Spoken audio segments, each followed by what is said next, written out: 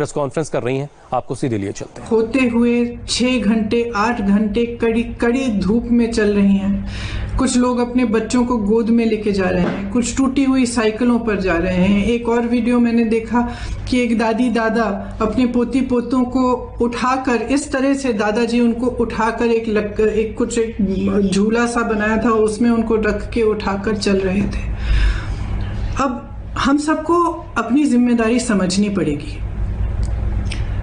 ये सिर्फ भारत के लोग नहीं हैं, ये भारत के वो लोग हैं जो भारत की रीढ़ की हड्डी हैं, जिन्होंने ये इमारतें बनाई जिनमें हम रह रहे हैं, जिनके खून और पसीनों से ये देश चलता है। हम सबकी जिम्मेदारी है इनके प्रति, मेरी है, आपकी है, सरकार की है, हर राजनीतिक दल की है। इसलिए मैं समझती हूँ कि ये राजनीति करने का समय नहीं है। बहुत ही स्पष्ट हूँ कि हर राजनीतिक दल अपने राजनीतिक परहेजों को दूर करते हुए सकारात्मक भाव से, सेवा भाव से लोगों की मदद में शामिल हों। तो उत्तर प्रदेश की जो कांग्रेस पार्टी है, इसी भावना को लेकर जैसे ही लॉकडाउन की अनाउंसमेंट हुई, उसके अगले दिन हमने हर जिले में वॉलंटियर ग्रुप बनाए, जिसको हमने कांग्रेस के सिपाही का नाम दिया। इन वॉलंटियर ग्रुप्स के जरिए हमने हेल्पलाइन जारी करी हर जिले में, और दिन रात हम खाना राशन बांटने का काम कर रहे हैं। इसके अलावा हमने सांझी रसोइयाँ खोली। उसके अलावा हमने हाईवे के टास्क फोर्स बनवाए, जो हाईवे पे जो चल रहे हैं उनकी मदद के लिए है।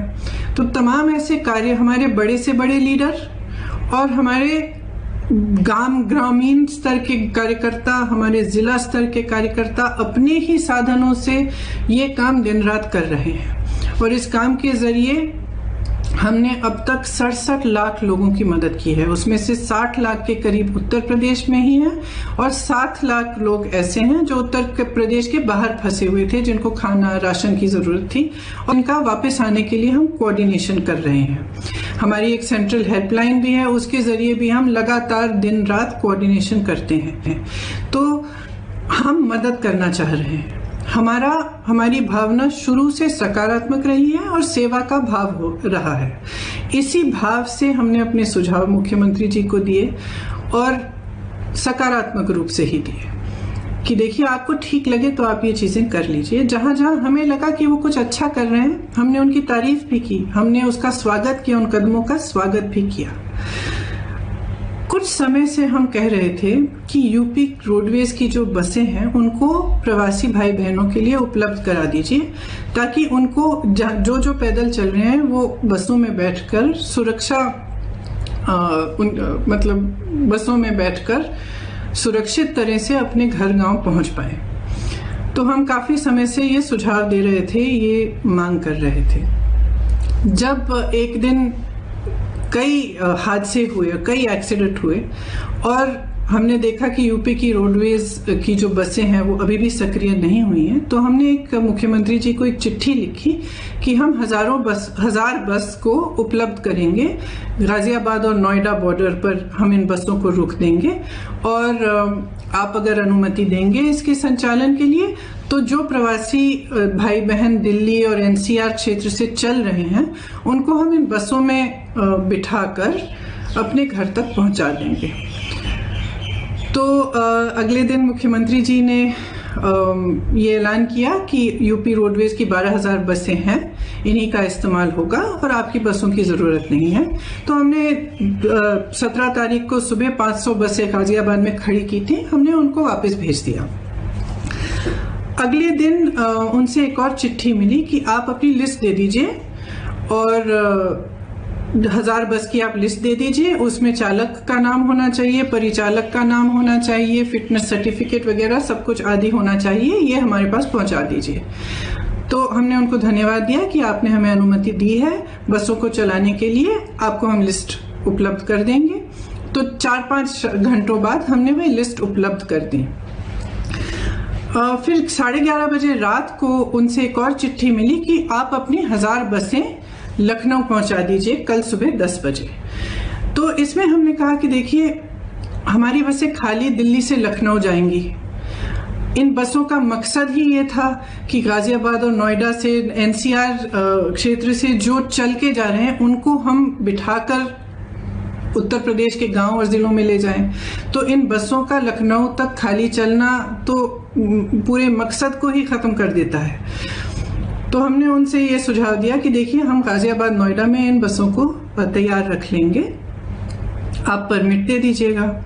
फिर ये पूरा राजनीतिक सिलसिला शुरू हुआ कि आप हमें परमिट दे रहे हैं, लिस्ट दे रहे हैं, लिस्ट में कुछ गलत नाम है।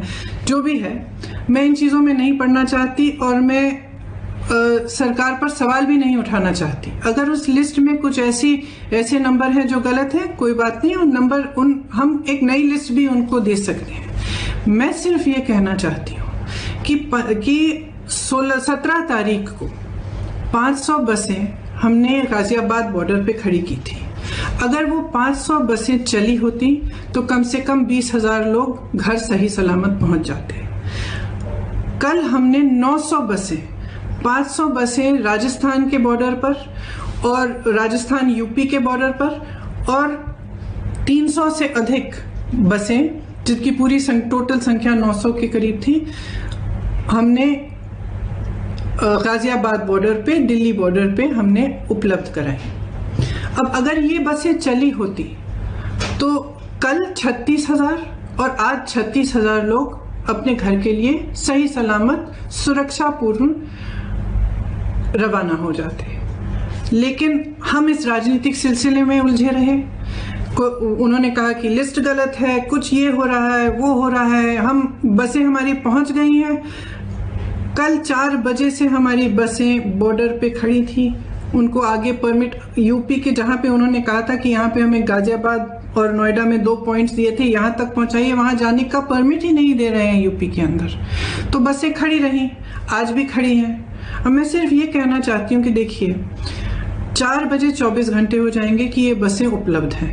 अगर आपको इस्तेमाल करनी है तो इस्तेमाल करिए, हमें अनुमति दीजिए। आपको भाजपा के झंडे लगाने हैं इन पे, अपने भाजपा के स्टिकर लगाने हैं तो बेशक लगाइए, बेशक लगाइए। आपको अगर कहना है कि आपने उपलब्ध कराई है तब भी कराइए, लेकिन इन बसों को चलने दें। क्योंकि जब तक हम इस राजनीतिक उलझन में पड़े रहे हैं ना, जब तक आप अजीब अजीब से बयान दे रहे हैं और तमाम इश्यूज उठा रहे हैं, तब तक हम कम से कम 92,000 लोगों को घर पहुंचा सकते थे। और वही 92,000 लोग आज धूप में चल रहे हैं, उनके सामने तमाम मुसीबतों को झेलते हुए चल रहे हैं। तो मैं सिर्फ मुख्यमंत्री जी से ये आग्रह करना चाहती हूँ, हमारी बसें वहाँ पे 4 बजे तक खड़ी हैं, आपको इस्तेमाल करनी है तो आप हमें परमिट दीजिए, अनुमति दीजिए कि हम उनका संचालन कर सके।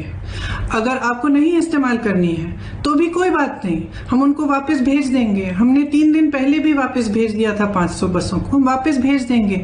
जिस तरह से हम लोगों की मदद कर रहे हैं, जिस तरह से हमारे लोग हर जिले में, हर शहर में, हमारे कार्यकर्ता प्रवासी भाई बहनों के और लॉकडाउन और महामारी से जो पीड़ित लोग हैं उनकी मदद कर रहे हैं, उस तरह से हम करते रहेंगे। हमें कोई परवाह नहीं है कि आपकी बसें हैं या हमारी बसें, हम सिर्फ एक सेवा भाव से मदद करना चाह रहे थे। तो मैं कहना चाहती हूँ अपने खास तौर से अपने प्रवासी भाई बहनों से जो इस संकट में हैं और जो पैदल चल के जा रहे हैं, कि कांग्रेस का एक एक कार्यकर्ता, एक एक नेता आपके साथ है।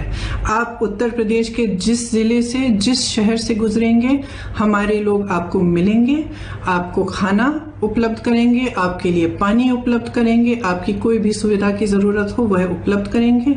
हमारी जो क्षमता है उससे हम पूरी तरह से आपको मदद करने की कोशिश करेंगे और हम आपके साथ इस संकट में खड़े हैं।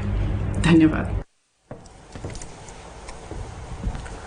तो प्रियंका गांधी को आपने सुना, वो कह रही हैं कि आज 4 बजे तक बसें जो खड़ी हैं वो खड़ी रहेंगी और अगर योगी जी चाहें तो इन बसों को चलने की इजाजत दें। मैं सरकार पर सवाल नहीं उठाना चाहती, बस के नंबर में दिक्कत है तो नई लिस्ट भेज देंगे, ये तमाम बातें कही गई। 17 मई को 500 बसें गाजियाबाद भेजी थीं, फिर वो वापस चली गईं। कल 4 बजे से हमारी बसें खड़ी हैं और आज 4 बजे तक वो बसें खड़ी रहेंगी। और इसको इन बसों को अगर इस्तेमाल करना है तो बहुत सारे मजदूरों को उनके घरों तक पहुंचाया जा सकता है। बसें चलती तो 92,000 लोग अपने घरों को पहुंच सकते थे। इस्तेमाल अगर नहीं होंगी तो इन बसों को वापस भेज दिया जाएगा।